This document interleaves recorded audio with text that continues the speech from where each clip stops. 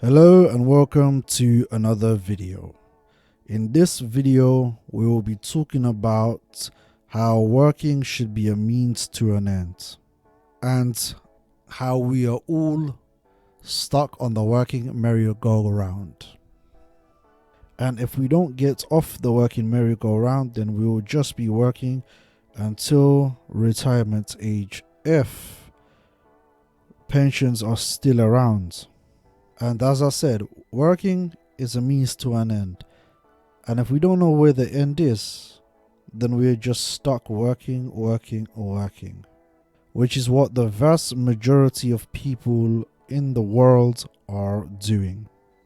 You see, when you was younger, we're told to study hard so we can get good grades, so we can get into good colleges and universities. Then with that, we can get into good jobs that pay us a good salary. With that good salary, we are then told to buy a house because your house is your castle, it's your kingdom. Now, to buy a house, because houses are bloody expensive, we need to get a mortgage. Now, to get a mortgage, we're going to go into massive amounts of debt for a very long time, 25 to 35 years. Now, we are told that we should treat ourselves, so we should get that nice car on finance. Hence, PCP finance is pushed on us. We are told that we should buy designer brands, designer products because we are worth it, and we should basically come to lifestyle inflation. Now, if we do this, we might be keeping up with the Joneses, we might get temporary satisfaction, but what we are doing is we are basically jumping on the working merry-go-rounds, and that is spinning faster and we cannot get off it. So, what is the working merry-go-round? The working merry-go-round is basically a vicious cycle which leads us to be trapped. So let me explain it with an example. For example, there is a guy called Tom. Tom is a banker in the city of London. He earns good money. Now, because his job is in London, he needs to get an apartment in London. The apartment costs him a huge amount of money. Now, Tom wants to show off to his mates, so he gets a flashy new car on finance.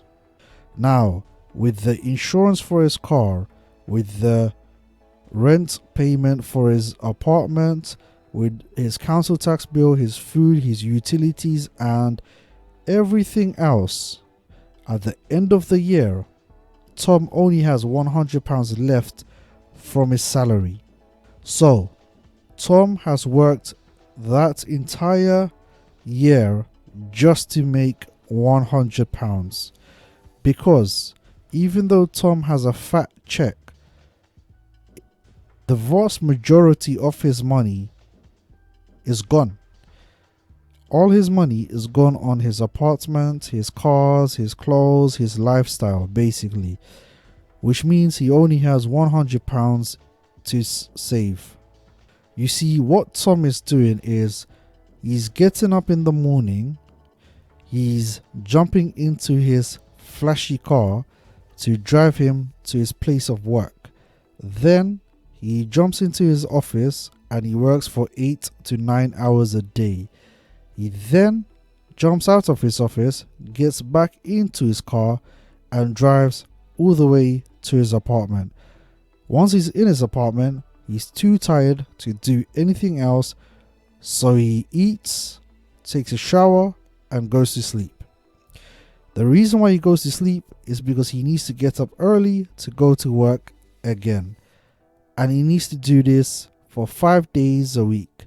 Now, while he's at work, the car is sitting there doing nothing. It's not making him money. It is costing him money. His apartment is doing nothing. It's not making him money. It's costing him money. So Tom is paying a lot of money to sit in his car for a few minutes per day to travel back and forth from his workplace and his apartment. Tom is paying a lot of money to basically essentially just sleep in his apartment and use the bathroom facilities. So Tom is basically paying a lot just for a bed and a toilet and a shower. And he does this day in, day out, month in, month out, year in, year out. And he needs to do this, or else his apartment will be gone, his car will be gone, and people will think he's not successful. And the thing is, Tom is majority of people, because majority of people are working to buy all these items without any plans of retirement. As I said, working is a means to an end, but these people have no end. They are just working. And the sad thing is, you're not working for anything tangible. You're basically a slave to your material possessions. You are working really hard to keep your material possessions, when the only time you use your material possessions is for a couple hours.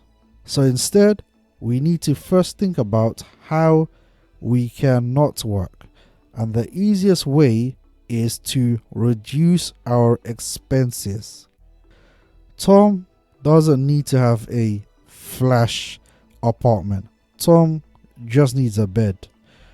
He can get any cheap apartment he can share with his mates, or he can just share with anyone, because all Tom does is sleep and use the bathroom facilities. Tom doesn't need a flash car because he just needs a transport to take him from his apartment to his workplace. So any car will do, which means by the end of the year, if Tom can replace all the expensive things for cheaper and better alternative, instead of having £100 left over, Tom can at least have £2,000, £3,000 left over. Now £3,000, if Tom is dedicated and invests that money, he can save up for a good amount of deposit for a second rental property or a house, or he could invest it in the stock market, which can generate him a good decent return, or he could invest it in starting up his own business. The aim is for Tom to lower his expenses, add additional income to accelerate his income, so that he can generate investing vehicles such as property or a business that he doesn't have to be hands-on with, so that then Tom can replace his 9-to-5 job and be financially free.